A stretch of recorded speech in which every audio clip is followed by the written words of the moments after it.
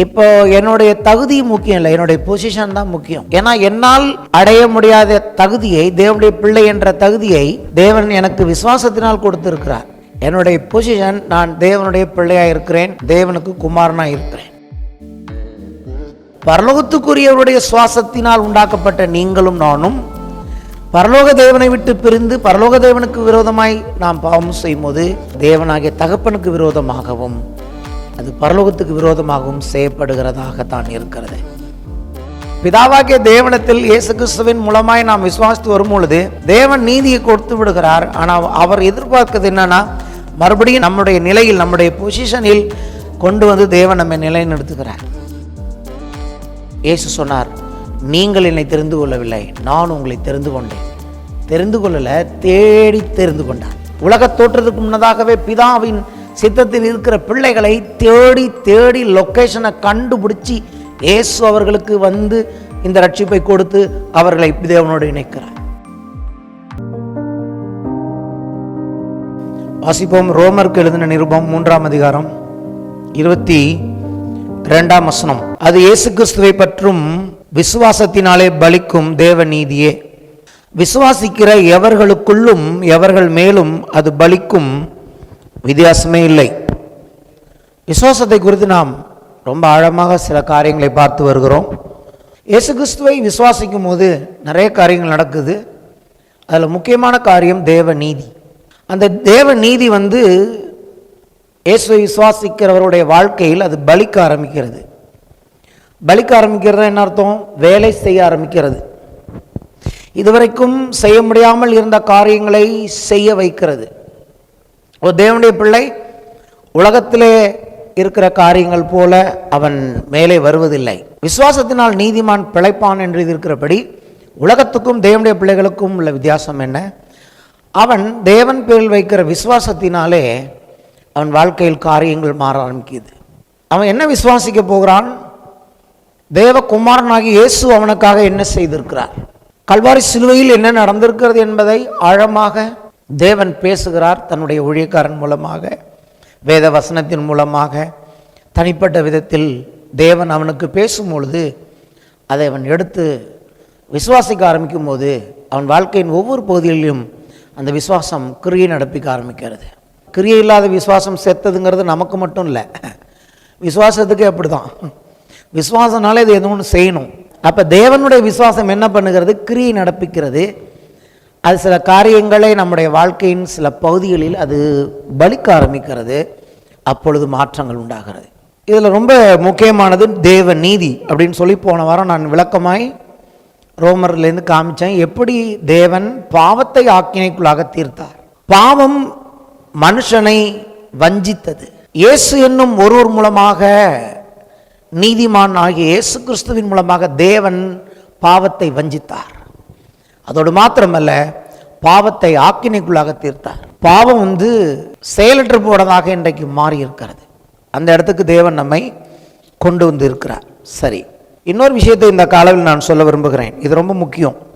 ஒரு தேவனுடைய பிள்ளை இயேசுவை விசுவாசிக்கிறவன் இந்த ஒரு காரியத்தில் ரொம்ப கவனமாக விசுவாசிக்க வேண்டும். என்னன்னு கேட்டிங்கன்னா, எந்த காரியம் இனி பாவத்துக்கு என்னை தேவனை விட்டு பிரிக்கும் வல்லமை இல்லை, இனி பாவத்துக்கு என்னை தேவனை விட்டு பிரிக்கும் வல்லமை இல்லை என்று ஆணித்தரமாய் நம்ப ஆரம்பிக்கும் போது அவன் வாழ்க்கையில் பாவம் கொல்லப்படுகிறது தினந்தோறும்.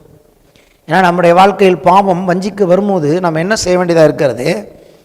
இந்த பாவம் அதோட நோக்கம் என்ன? மரணம். என்ன விதமான காரணம்? என்னை தேவனை விட்டு பிரிக்கும்படியாக தான் அது ஆதியிலே தன்னுடைய காரியத்தை செய்து ஆதாமை வஞ்சித்தது இல்லையா?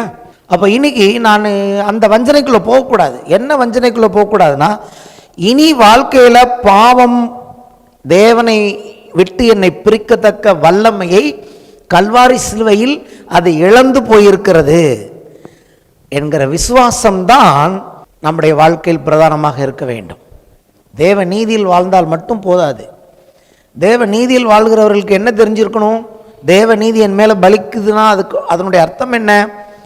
பாவம் இனி என்னை தேவனை விட்டு பிரிக்காது, நான் தேவ நீதியை ஒருபோதும் இழந்து போக மாட்டேன். இயேசு என்னும் ஒருவர் மூலமாக எனக்கு தேவ நீதி கொடுக்கப்பட்டிருக்கிறபடினாலே the sin has lost its power to separate me from my father. வாசிப்போம். லூக்கா 15:16 முதல் 24 வசனங்கள். அப்பொழுது பன்றிகள் தின்கிற தவிட்டினாலே தன் வயிற்றை நிரப்ப ஆசையாயிருந்தான். ஒருவனும் அதை அவனுக்கு கொடுக்கவில்லை. அவனுக்கு புத்தி தெளிந்த போது அவன், என் தகப்பனுடைய கூலிக்காரர் எத்தனையோ பேருக்கு பூர்த்தியான சாப்பாடு இருக்கிறது, நானும் பசியினால் சாகிறேன். நான் எழுந்து என் தகப்பனிடத்துக்கு போய், தகப்பனே, வரத்துக்கு விரோதமாகவும் உமக்கு முன்பாகவும் பாவம் செய்தேன். இனிமேல் உம்முடைய குமாரன் என்று சொல்லப்படுவதற்கு நான் பாத்திரன் அல்ல. உம்முடைய கூலிக்காரரில் ஒருவனாக என்னை வைத்துக்கொள்ளும் என்பேன் என்று சொல்லி எழுந்து புறப்பட்டு தன் தகப்பனிடத்தில் வந்தான். அவன் தூரத்தில் வரும்போதே அவனுடைய தகப்பன் அவனை கண்டு மனதுருகி ஓடி அவன் கழுத்தை கட்டிக்கொண்டு அவனை முத்தம் செய்தான். குமாரன் தகப்பனை நோக்கி, தகப்பனே, பரத்துக்கு விரோதமாகவும் உமக்கு முன்பதாகவும் பாவம் செய்தேன். இனிமேல் உம்முடைய குமாரன் என்று சொல்லப்படுவதற்கு நான் பாத்திரன் அல்ல என்று சொன்னான். அப்பொழுது தகப்பன் தன் ஊழியக்காரரை நோக்கி, நீங்கள் உயர்ந்த வஸ்திரத்தை கொண்டு வந்து இவனுக்கு உடுத்தி இவன் கைக்கு மோதிரத்தையும் கால்களுக்கு பாதரட்சைகளை போடுங்கள். கொளுத்த கன்றை கொண்டு வந்து அடியுங்கள், நாம் புசித்து சந்தோஷமாயிருப்போம். என் குமாரனாகி இவன் மரித்தான், திரும்பவும் உயிர்த்தான், காணாமல் போனான், திரும்பவும் காணப்பட்டான் என்றான். அப்படியே அவர்கள் சந்தோஷப்பட தொடங்கினார்கள். இப்போ இந்த பகுதியை நான் இங்கே கொண்டு வந்து ஃபிக்ஸ் பண்ண விரும்புகிறேன். ரட்சிப்பின் மூலமாக நம்மால் அடைய முடியாத தேவ நீதியை அவர் கொடுத்து விட்டார். எதுக்கு தேவ நீதியை கொடுத்திருக்கிறார்னா, அதான் சொன்ன பொசிஷனில் மறுபடியும் கொண்டது நம்ம அவர் வைத்திருக்கிறார். இப்போ என்னுடைய தகுதி முக்கியம் இல்லை, என்னுடைய பொசிஷன் தான் முக்கியம். ஏன்னா என்னால் அடைய முடியாத தகுதியை, தேவனுடைய பிள்ளை என்ற தகுதியை தேவன் எனக்கு விசுவாசத்தினால் கொடுத்திருக்கிறார். ஆனால் இப்போ நான் என்னுடைய விசுவாசத்தில் நிற்க வேண்டிய இடம் என்னன்னா, என்னுடைய பொசிஷன் என்ன? என்னுடைய பொசிஷன், நான் தேவனுடைய பிள்ளையாக இருக்கிறேன், தேவனுக்கு குமாரனாக இருக்கிறேன். பிள்ளைகள் என்று அழைக்கப்படுகிறதுனால யார் அழைப்பா பிள்ளைன்னு? அப்பா தான் அழைக்க முடியும். அப்போ தேவன் இன்னைக்கு எப்படி அழைக்கிறார்?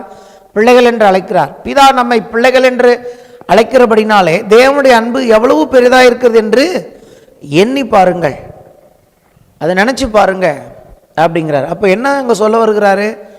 உங்கள் பொசிஷன் என்ன? தேவன் இன்றைக்கு உங்களை எந்த இடத்துல நிலைநிறுத்திருக்கிறார் என்பதை நினைத்து சந்தோஷப்படுங்கள்.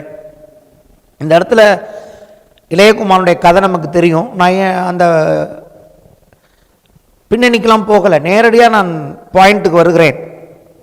பசியில் இருக்கான் அந்த பிள்ளை. பன்னிக்கு போடுற தவிட்டால கூட சாப்பிட்டா கூட போதுங்கிற அளவுக்கு அந்த பிள்ளைக்கு இன்னைக்கு பசி, பஞ்சத்தில் போயிருக்கிறான் இல்லையா? ஒருவனும் அவனுக்கு கொடுக்கவில்லை. அப்போ அவன் என்ன சொல்கிறான் பாருங்க, புத்தி தெளிந்த போது, ஏதோ ஒரு விதத்தில் புத்தி தெளிஞ்சுது. புத்தி தெளிந்தவுடன் அவன் சொன்ன காரியம் என்ன தெரியுமா?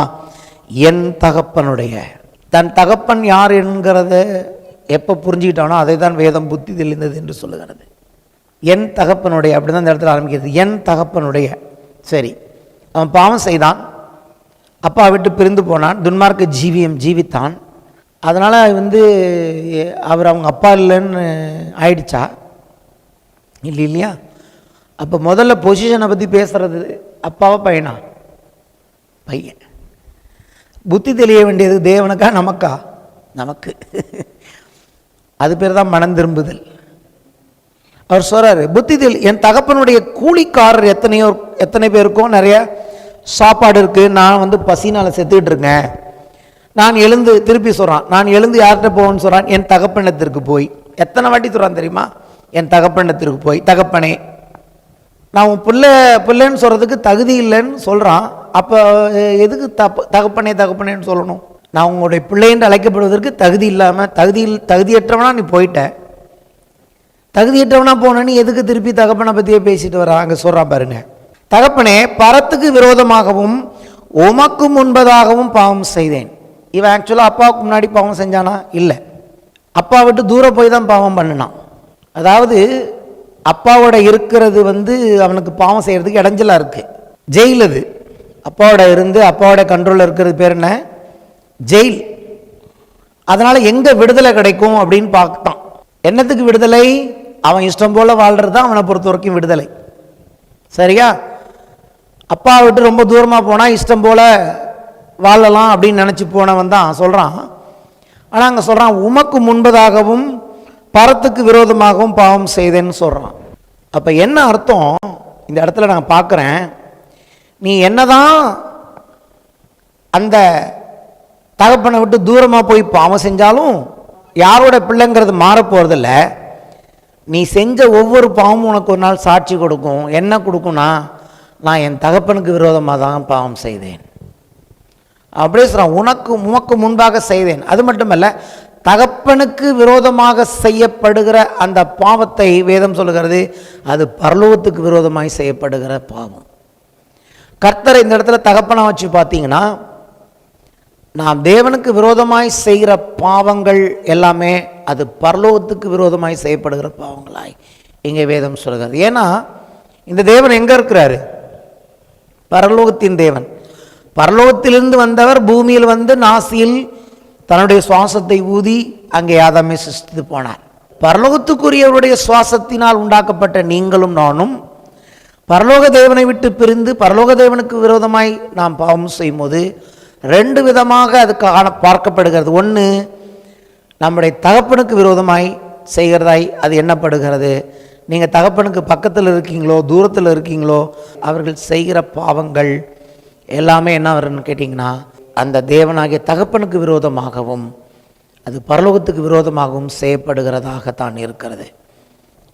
அவர் அதை பற்றி அங்கே பேசவே இல்லை. நான் ஏற்கனவே சொல்லியிருக்கானாலும் நோட்டி சொல்கிறேன், வேலைக்காரனாக தான் நான் இருக்க போகிறேன், நீ வந்தே இருக்க மாட்டேன், வேலைக்காரனாவது வச்சுக்கன்னு சொல்லி கேட்டதே யார்கிட்ட? அப்பா கிட்ட தான் இல்லையா? அப்போ அவர் என்ன பண்ணார்? அதை பற்றி கன்சிடர் பண்ணவே இல்லை. ஏன்னா அவருக்கு தெரியும், நீ பாவம் செஞ்சாலும் என் புள்ள தான், நீ தூரமாக போனாலும் என் புள்ள தான். என்னை விட்டு தூரமாக போய் இருக்கிறத நீ விடுதலை நினச்ச, ஆனால் என்னை விட்டு நீ தூரமாக போய் செஞ்ச பாவம் அது உனக்கு விடுதலை கொடுக்காது, உனக்கு அடிமைத்தனத்தை கொடுத்து உன் வாழ்க்கையில் நீ பண்ணி தவிடுத்திங்கிற இடத்துக்கு உன்னை கொண்டு போய் விட்டுருக்கிறது. இதுக்கெல்லாம் காரணம் இந்த பாவம்னு சொல்லி அவர் அதை பற்றி பெருசுப்படுத்தலை. அவர் என்ன பண்ணுகிறார்? அவன் இழந்த அந்த உரிமைக்கு அடையாளமானதை கொடுக்கிறார். உன்னை நான் பொசிஷனில் வைக்கிறேங்கிறார். ஆமேன். இன்னைக்கு நம்ம தேவனை நம்பி வரும்போது பிள்ளைகள்ங்கிற அதுதான் இந்த கதையில் இயேசு சொல்ல வருகிறார். பிதாவாகிய தேவனத்தில் இயேசு கிறிஸ்துவின் மூலமாய் நாம் விசுவாசித்து வரும்பொழுது தேவன் நீதியை கொடுத்து விடுகிறார். ஆனால் அவர் எதிர்பார்க்கிறது என்னன்னா, மறுபடியும் நம்முடைய நிலையில் நம்முடைய பொசிஷனில் கொண்டு வந்து தேவன் நம்ம நிலைநிறுத்துகிறார். ஏன்னா பிள்ளைங்கிற அந்த விசுவாசத்துக்குரிய இடத்துக்கு வந்தால் தான் நம்ம அவருடைய சுதந்திரத்துக்கு பங்குள்ளவர்களாய் மாற முடியும். வேலைக்காரனுக்கு சுதந்திரம் கிடையாது, வேலைக்காரனுக்கு கூலி இருக்கிறது. வேலைக்காரன் கூலிக்கு பாத்திரனாக இருக்கிறான், ஆனால் பிள்ளையோ சுதந்திரத்துக்கு பாத்திரனாக இருக்கிறான். ஆமென். அப்போ தேவனுடைய ராஜ்யத்தில் தேவனுக்கு கிறிஸ்துவின் மூலமாய் ரட்சிப்பில் வரும்போது தேவன் நம்ம என்ன பொசிஷனில், அந்த தேவ நீதியின் மூலமாய் அவரை என்ன பொசிஷன் கொடுக்குறாருன்னா, நீ பிள்ளை என்கிற பொசிஷன் தான் முக்கியம் என்பதை தேவன் வலியுறுத்துகிறார். அல்லேலூயா. அப்போ பாருங்க, அப்போ அங்கே அவனுக்கு எல்லாம் சில காரியங்களை கொடுக்குறார். அது என்னன்னா, என் பிள்ளைங்கிறதுக்கு அடையாளமாக பாதரட்சை, மோதிரம், வஸ்திரம் இதெல்லாமே கொடுத்து அவர்கள் என்ன பண்ணுகிறார்கள்? சந்தோஷப்பட்டார்கள் என்று சொல்லி பார்க்கிறோம். அடுத்து போன வாரத்திலேருந்து சொன்ன காரியத்திலிருந்து ஒரு காரியத்தை இங்கே நான் ஃபிக்ஸ் பண்ண விரும்புகிறேன். பாவம் என்ன பண்ணினது? தேவனுக்கு அவைலபிள் இல்லாமல் ஆக்குவதுதான் பாவம். தகப்பனுடைய ப்ரொவிஷனில் தகப்பனுடைய அரவணைப்பை விட்டு அவனை தூரமாக்கினது பாவம். பாவத்தின் சம்பளம் மரணம்ங்கிறது என்னன்னு கேட்டிங்கன்னா, தேவனை விட்டு பிரிக்கிற அதுதான் பாவம். அப்பாவுக்கு அவைலபிள் இல்லை. அப்பா கூப்பிட்டு என் பிள்ளைன்னு கூப்பிட்டு பேசுகிற தூரத்தில் அவன் இல்லை, அவன் தூர தேசத்துக்கு போய்விட்டான். அவன் நினைச்சான், ஐ எம் நாட் அவைலபிள். இனிமேல் அவனுடைய நோக்கம் என்ன? நீர் என்னை கூப்பிட்டால் உனக்கு நான் அவைலபிளாக இருக்க மாட்டேன், ஏன்னா அதுதான் எனக்கு ஃப்ரீடம், அப்போ தான் நான் நல்லா பாவம் செய்யலாம் இல்லையா? நீ கூப்பிட்ட தூரத்தில் நான் இருக்கக்கூடாதுன்னு போயிட்டான்.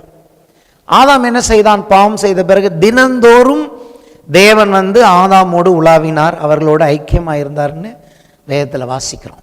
இப்போ பாவம் என்ன பண்ணது? தேவன் வந்து தேவனுக்கு அவன் எங்கே இருக்கான்னு தெரியாதுன்னு அர்த்தம் இல்லை. என்றைக்குமே வந்து தேவன் என்ன கேட்கல, ஆதாமே நீ எங்கே இருக்கான்னு கேட்கவே இல்லை. ஏன்னா ஆதாம் இருந்தான் இல்லையா? அப்போ இன்னைக்கு வந்து ஆதாமே நீ எங்கே இருக்கன்னு கேட்டால் என்ன அர்த்தம்? தேவன் வந்து எங்கே என் புள்ள அவைலபிளாக இருப்பான்னு பார்த்தாரோ அந்த இடத்துல அவன் இல்லை. ஒரு இடம் ஃபிக்ஸடாக இருக்கும்ல, தேவன் வரும்போது தெரியும் ஆதாம் எங்கே இருப்பான், லொக்கேஷன் என்ன ஒன்று தேவனுக்கு தெரியும். அந்த லொக்கேஷனில் ஆதாம் இல்லை, வேற லொக்கேஷனில் இருக்கான். எந்த லொக்கேஷன்? தூர தேசத்தின் லொக்கேஷன். ஒரு மரத்துக்கு பின்னாடி போய் ஒளிந்து கொண்டான். அப்போ தேவ நீதி என்ன பண்ணுகிறது? மறுபடியும் என்னை பொறுத்த வரைக்கும் தேவன் எப்போ கூப்பிட்டாலும், தேவன் நம்மை நோக்கி பார்க்கும் பொழுதெல்லாம் நாம் தேவனுக்கு 24 மணி நேரமும் அவைலபிளாக இருக்கிற இடத்துக்கு கொண்டு வந்திருக்கு. ஆகவே தான் சொன்னேன், இனி பாவத்துக்கு என்னை தேவனை விட்டு பிரிக்கிற வல்லமை இனி கிடையவே கிடையாது. நான் ஒளிந்து கொள்ள வேண்டிய அவசியம் இல்லை, நான் குற்றமான சாட்சியோடு வாழ வேண்டிய அவசியம் இல்லை. எப்பொழுதுமே தேவன் என்னை பார்த்தா என்னை லொக்கேட் பண்ண முடியணும், என் பிள்ளை இங்கே தான் இருக்கிறான்னு. ஆமென், ஹல்லேலூயா. எத்தனை பேருக்கு நான் சொல்றது புரியுது? எப்போ தேவன் நம்மகிட்ட வரணும், பேசணும்னு நினைச்சாலும், நம்மோடு உறவாட வேண்டும் என்று நினைத்தாலும், அப்போ தேவனுடைய பிரதானமான நோக்கம் என்ன? பிரதானமான நோக்கம், இந்த பாவத்தெல்லாம் இவ்வளோ கஷ்டப்பட்டு செஞ்சிருக்கிறாரு இயேசு, இவ்வளோ காரியங்களை அனுபவித்தார் இயேசு, மகா வேதனையின் வழியாய் கடந்து போய் ஜீவனை விட்டார். இதெல்லாம் எதுக்கு பண்ணாருன்னு கிறிஸ்தவ பிள்ளைங்க புரிஞ்சுக்கணும். நான் என் அப்பாவுக்கு எப்போதுமே அவைலபிள். எந்த ஒரு காரியமும் இனி எங்கள் அப்பாவை என்னையும் பிரிக்காது அப்படிங்கிற நிச்சயத்தை இந்த தேவ நீதி நம்ம கொடுத்துருக்கிறது. அது வேத வசனத்தில் நான் வேறு விதமாய் உங்களுக்கு காண்பிக்க விரும்புகிறேன். ஆகவே தான் ரொம்ப அருமையாக எழுதுகிறார். 1 யோவான் 1:3 நீங்களும் எங்களோட ஐக்கியம் உள்ளவர்களாகும்படி நாங்கள் கண்டும் கேட்டும் இருக்கிறதை உங்களுக்கு அறிவிக்கிறோம். கண்டுனா பார்த்தும் கேட்டும் இருக்கிறதை உங்களுக்கு அறிவிக்கிறோம். நாங்கள் கண்களால் பார்த்தும் காதால் கேட்டும் இருக்கிறதை உங்களுக்கு அறிவிக்கிறோம். இந்த கால்வை நான் என்ன அறிவிச்சிட்டு இருக்கேன்? அடுத்த வரி, எங்களுடைய ஐக்கியம் பிதாவோடும் அவருடைய குமாரனாக இயேசு கிறிஸ்துவோடும் இருக்கிறது. எப்படி இப்படி ஆணித்தரமாக சொல்ல முடியும்? அப்படின்னு என்ன அர்த்தம்? நாங்கள் எப்போதுமே தேவனுக்கு அவைலபிளாக தான் இருக்கோம், நீங்களும் தேவனுக்கு அவைலபிளாக இருங்கள்னா நாங்கள் உங்களுக்கு சுவிசேஷம் பிரசங்கிக்கிறோம். என் குமாரனாக சந்தோஷப்பட ஆரம்பிச்சிட்டாங்களா? பரலோகத்தில் சந்தோஷம் உண்டாயிடுச்சா? தேவன் கொளுத்த கண்டெல்லாம் அடித்து பூசிட்டாங்களா? எதுக்கு பூசிட்டாங்க தெரியுமா? என் குமாரனாக இவன் மரித்தான். செத்தானா? நீ இதை புசிக்கும் நாளில் சாகவே சாவாய். செத்தானா? என்ன சொல்றார் இந்த இடத்துல? நீங்க வசனத்தை எப்படி தெரியுமா வாசிக்கணும்? என் குமாரனாக இவன் மரித்தான், என்னை விட்டு பிரிக்கப்பட்டான், எனக்கு அவைலபிளாக இல்லாமல் போய்விட்டான், திரும்பவும் உயிர்த்தான். இப்போ உயிர்த்தான் என்ன அர்த்தம்? திருப்பி அப்பாவுக்கு எப்போ கூப்பிட்டாலும் அவைலபிளாக வந்து விட்டான். அப்படிதான் அப்பா சொல்றார். மரித்தான்னா என்ன அர்த்தம்? செத்து அடக்கம் பண்ணப்படலை என் புள்ள, எனக்கு கிடைக்காம போயிட்டான்.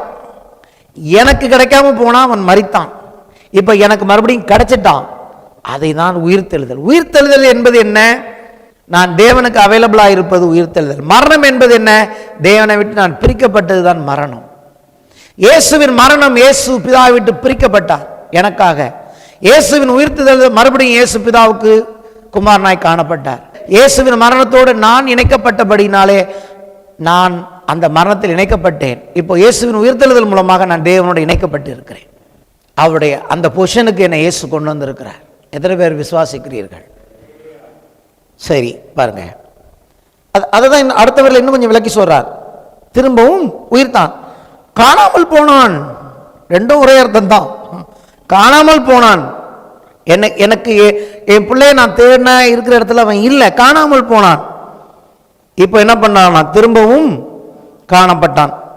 அப்படி அவர்கள் சந்தோஷப்பட தொடங்கினார்கள். மனம் திரும்புகிற ஒரு பாவி நிமித்தம் பரலோகத்தில் மிகுந்த சந்தோஷம் உண்டாகிறது.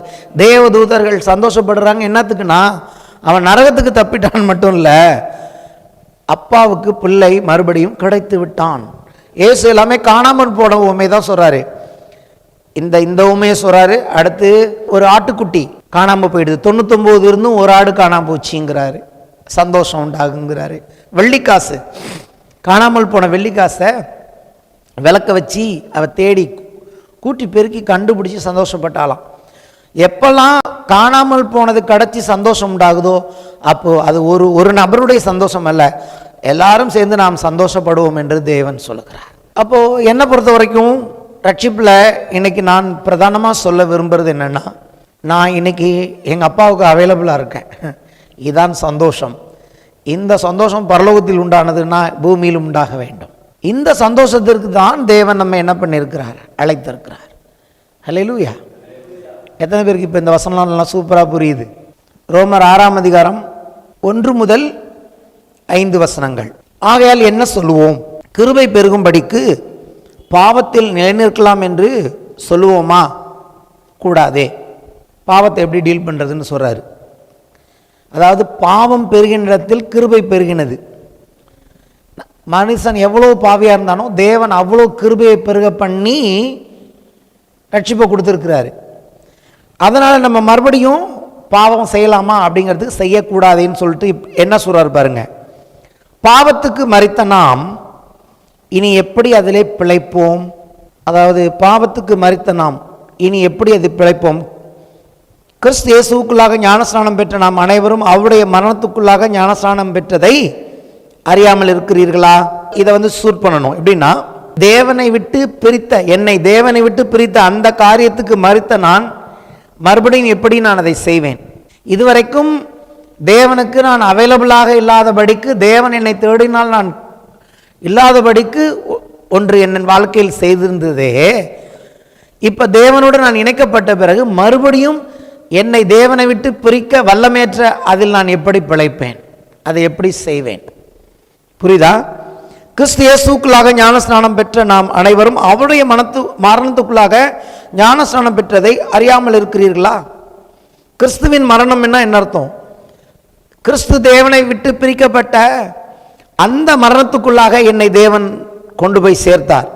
மேலும் பிதாவின் மகிமையினாலே கிறிஸ்து மரித்தோரிலிருந்து எழுப்பப்பட்டது போல, உயிர்த்தெழுந்த பிறகு மறுபடியும் தேவனோடு அவர் இணைக்கப்பட்டது போல, நாமும் புதிய ஜீவனுள்ளவர்களாய் நடந்து கொள்ளும்படிக்கு. என்ன புதிய ஜீவன்? பிதாவோடு எப்பொழுதும் ஐக்கியமுள்ளவர்களாய் நடந்து கொள்ளும்படிக்கு, பிதாவுக்கு எப்பொழுதும் நான் அவைலபிள் டாடி என்று சொல்லும்படி நடந்து கொள்ளும்படிக்கு அவருடைய மரணத்துக்குள்ளாகும் ஞானஸ்நானத்திலே கிறிஸ்துவோடு கூட அடக்கம் பண்ணப்பட்டோம். ஆதலால் அவருடைய மரணத்தின் சாயலில் இணைக்கப்பட்டவர்கள் ஆனால், தேவனை விட்டு பிரிக்கப்பட்ட அந்த சாயலில் நாம் இணைக்கப்பட்டிருந்தால் அவர் உயிர்த்தெழுதலின் சாயலில் இணைக்கப்பட்டிருப்போம். அதாவது அவர் எப்படி தேவனோடு ஐக்கியமாக இருக்கிறார். ஆகவே தான் என்ன பண்ணுகிறார் பவுல் எழுதுகிறார், கிறிஸ்துவை மரித்தோர்ந்து எழுப்பின போது என்ன பண்ணார்? நம்மையும் அவரோட கூட எழுப்பி உன்னதங்களில் அவரோட நம்ம உட்கார வச்சுட்டார். அப்போ கிறிஸ்துவ எழுப்பினது நோக்கம் என்னன்னா, கிறிஸ்து தேவனோடு இருக்கிறது போல நீங்களும் நான் இன்னைக்கு எப்பொழுதும் தேவனோடு பிரியாத இடத்தில் அங்கேயே கொண்டு போய் தேவன் உட்கார வைத்து விட்டார். அப்போ இவ்வளவு காரியங்கள், மரணம், உயிர்த்தெழுதல், இதெல்லாம் எதுக்குன்னா, மரணம் என்பது தேவனை விட்டு பிரிக்கிற காரியம். இயேசு மரணத்தின் மூலமாக தேவனை விட்டு பிரிக்கப்பட்டபடினாலே எனக்காக, நான் அதை விசுவாசித்து அந்த சாயலில் இணைக்கப்பட்டபடினாலே, கிறிஸ்து எனக்காக நான் தேவனை விட்டு பிரிந்து பாவியாக இருக்கிற நிமித்தம் அவர் என் பாவத்தை சுமந்தபடினாலே அவருடைய மரணத்தில் நான் இணைக்கப்பட்டு இருக்கிறேன். ஆகவே தான் பவுல் எழுதுகிறார், நான் அல்ல கிறிஸ்துவில் வாழ்கிறார், நான் சிலுவையில் அவரோடு அறையப்பட்டேன்னு. அப்போ எப்போ அதாவது உயிர்த்தெழுதலுக்கு பிறகு கிறிஸ்துவோடு நாம் இணைக்கப்படுகிறது கிறிஸ்தவ வாழ்க்கை அல்ல. கிறிஸ்துவின் சிலுவையிலே இணைக்கப்பட வேண்டும், கிறிஸ்துவின் பாடுகளில் இணைக்கப்பட வேண்டும், கிறிஸ்துவின் மரணத்தில் நாம் இணைக்கப்பட்டிருக்க வேண்டும், கிறிஸ்துவோடு அடக்கம் பண்ணப்பட்டதிலும் நாம் இணைக்கப்பட்டிருப்போம் என்று சொன்னால், உங்க விசுவாசத்தை அதிலேருந்து நீங்க வச்சீங்கன்னா அவருடைய உயிர்த்தெழுதலின் சாயலில் நாம் இணைக்கப்பட்டிருப்போம். உயிர்த்தெழுந்த கிறிஸ்து இனி மரிப்பதில்லை. அப்படியே தேவனோடு சேர்க்கப்பட்ட கிறிஸ்து இனி ஒருபொழுதும் தேவனை விட்டு பிரிக்கப்படுவதே இல்லை. ஆகவே நீங்களும் நானும் இனி எப்பொழுதுமே தேவனை விட்டு பிரிக்கப்படுவதே இல்லை. பாவத்துக்கு மரித்த நாம் என்று இருக்கு. பாவம் இங்கே என்ன செய்தது? தேவனை விட்டு என்னை பிரித்த காரியத்தை இயேசு பர்ஃபெக்டாக டீல் பண்ணியிருக்கிறார். இனி இந்த உலகத்தில் எந்த சக்திக்கும், பாவம் தான் பெருசு உள்ளதிலே, மரணம் தான் அதை விட மோசம், அதையே அதிலிருந்தே தேவன் என்னை விடுதலை ஆக்கி இருக்கிறார். அப்படின்னா என்னை கிறிஸ்துவை விட்டு பிரிப்பவன் யார்? உபத்திரவமா, வியாகுலமா, பசியா, பட்டினியா, நிர்வாணமா? பாவமே ஒன்றுமில்லா போயிட்டுனா இதெல்லாம் ஒன்றுமே கிடையாது. கிறிஸ்துவை என்னை விட்டு பிரிப்பவன் யார் என்று பவுல் எழுதுகிறார். அப்போ ஒரு அண்டர்ஸ்டாண்டிங் இங்கே வேணும், ஒரு வெளிப்பாடு. நம்ம என்ன நினச்சிட்டோம்? பாவம்னா பாவத்தை நல்லா புரிஞ்சிக்க தான் நான் விரும்புகிறேன். பாவம் என்ன செய்தது? தேவனுக்கு அழகான ஒரு வார்த்தை நான் சொல்ல விரும்புகிறேன். பாவம் என்பது என்ன? தேவன் அவரோட அவைலபிளாக நான் எப்போதும் இருக்கணும் தான் என்னை சிருஷ்டித்தார். அவருக்காக என்னை சிருஷ்டித்தார். நான் தேவனோடு ஐக்கியமாக இருக்கும்படி சிருஷ்டித்தார். தேவன் துணையை கொடுத்ததெல்லாம் செகண்டரி. முதல்ல தேவன் தன்னோடு இருக்கும்படி தனக்காக ஆதாமை சிருஷ்டித்தார். உங்களும் இன்னைக்கு கூட என்னன்னா அவருக்கு தான் நம்ம முதல்ல அவைலபிலிட்டி, ஃபர்ஸ்ட் ப்ரிஃபரன்ஸ் தேவனுக்கு. ஹல்லேலூயா. அவருக்கு தெரியும் நமக்கு யாரை கொடுக்கணும் என்ன கொடுக்கணும், அது அப்புறம் நம்ம அப்படியே விட்டுற மாட்டார். நமக்கு என்ன கொடுக்கணும் அவர் பார்த்துப்பார். ஃபஸ்ட்டு ப்ரியாரிட்டி ஒரு மனுஷன் என்ன கொடுக்கணும். இந்த நாசியில் சுவாசத்தை கொடுத்த என் தகப்பனுக்கு நான் அவைலபிளாக இருக்கணும். அவர் என்னை தேடக்கூடாது. ஆகவே தான் இயேசு சொன்னார், நீங்கள் என்னை தெரிந்து கொள்ளவில்லை, நான் உங்களை தெரிந்து கொண்டேன். தெரிந்து கொள்ளலை, தேடி தெரிந்து கொண்டார். எங்கே இருக்கீங்க அப்படின்னு லொக்கேஷனை பார்த்து பார்த்து உலகத்தில் இருக்கிற ஒவ்வொரு தேசத்தின் லொக்கேஷனிலும் பிதாவின் உலகத் தோற்றத்துக்கு முன்னதாகவே பிதாவின் சித்தத்தில் இருக்கிற பிள்ளைகளை தேடி தேடி லொக்கேஷனை கண்டுபிடிச்சி இயேசு அவர்களுக்கு வந்து இந்த ரட்சிப்பை கொடுத்து அவர்களை தேவனோடு இணைக்கிறார். உயிர்த்தெழுதல் இயேசுவை பிதாவோடு மறுபடியும் இணைத்தது போல. ஆகவே தான் விசுவாசத்தினால் ரட்சிக்கப்பட்டோன்னா முதல் காரியமே தேவன் என்ன பண்ணுகிறார், உயிர்த்தெழுதலை தான் கொடுக்குறாரு. உயிரோடு எழுப்பி என்ன பண்ணிட்டாரு, அவரோடு கொண்டு போய் உன்னதங்களில் உட்கார வச்சுட்டாரு. என் ஆவி இன்னைக்கு தேவனோட தான் இருக்கு. இன்னொரு இடத்துல பவுல் எழுதுகிறார், நாம் ஒரே ஆவியாக இருக்கிறோம் அப்படின்னு இருக்கு. கிறிஸ்துவின் அவயங்களை நாம் வேசின் அவயங்களாக மாற்றலாமா? கிறிஸ்துவோடு இசைந்திருக்கிறவன் கிறிஸ்துவோடு இசைந்திருக்கிறவன் அவரோடு ஒரே ஆவியாக இருக்கிறான் என்று எழுதியிருக்கிறது. இன்னைக்கு என்னையும் தேவனையும் எதுவுமே பிரிக்க முடியாதாக. விசுவாசித்த உடனடியாகவே இயேசுவை ஆண்டவர் என்று சொல்லி சரியான விசுவாசம் வந்தவுடனாகவே இந்த காரியத்தை தேவன் செய்திருக்கிறார். இதெல்லாம் ரொம்ப எளிமையான காரியங்கள், மறுபடியும் சொல்கிறேன், ஆனால் ரொம்ப ஆழமான காரியங்கள். ரொம்ப எப்போதுமே விசுவாசம் ரொம்ப சிம்பிளானது, விசுவாசம் ரொம்ப எளிமையானது. நம்ம தான் அதை காம்ப்ளிகேட்டட் ஆக்கிடுறோம். சரியாய் தேவன் வெளிச்சம் கொடுத்தாருன்னா, இந்த மாதிரி வேத வசனங்களை புரிஞ்சுக்கிட்டாருன்னா வாழ்க்கை ரொம்ப சந்தோஷமாக இருக்கும். கிறிஸ்தவ ஜீவியம் அது கடினமானதே கிடையாது. மதம்தான் எல்லாத்தையும் கடினமாக்குகிறது. ஆனால் விசுவாசம் எல்லாவற்றையும் எளிமையாய் மாற்றி விடுகிறது. விசுவாசத்தினால் நீதிமான் பிழைப்பான். ஓகே, இன்னும் கொஞ்சம் பார்ப்போமா? ஆதலால் அவருடைய மரணத்தின் சாயலில் நாம் இணைக்கப்பட்டவர்களானால் அவர் உயிர்த்தெழுதலின் சாயலிலும் இணைக்கப்பட்டிருப்போம். அதனால் சொன்னேன், சாயல் ஏற்கனவே பேசிட்டு இருக்கேன். சாயல் என்பது நம்மை தொடரும், சாயல் என்பது நம்மை பாதிக்கும், சாயல் என்பது நம்முடைய வாழ்க்கையில் வெளிப்படும், அதை மறைக்க முடியாது, அது உங்கள் செய்யாய் மாறிவிடும். இந்த இணைக்கப்பட்டோம் அப்படின்னு இருக்கு இல்லையா, அவருடைய மரணத்தின் சாயலில் இணைக்கப்பட்டவர்களானால் உயிர்த்தெழுதின் சாயலும் இணைக்கப்பட்டிருப்போம். இதை செய்தது யார்? தேவன். உங்களை என்னையும் அதில் இணைச்சது யாரு? தேவன். எப்படி செஞ்சாராம்?